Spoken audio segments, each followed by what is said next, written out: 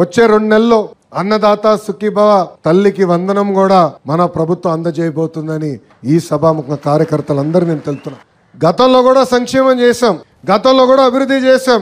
కానీ 1989లో కూడా ఓడిపోయాం, 2004లో ఓడిపోయాం, 2019లో ఓడిపోయాం. దానికి ఒక కారణం ఉంది.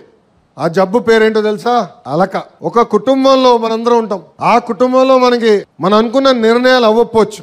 అలాగే ఒక రోజు పడుకుంటాం, కానీ 2వ రోజు మనం అందరం కూర్చుని భోంచేసుకుంటాం, చేసుకుంటాం, కలిసికట్టుకెళ్తాం. నేను పార్టీ ఆవిర్భావ సభలో నేను మాట్లాడా. ఆనాడే చెప్పా, జగన్ గారితో నేను ఎంత పోరాడానో 3 రెట్లు ఎక్కువ నేను తెలుగుదేశం పార్టీలో పోరాడుతున్నా అని చెప్పా.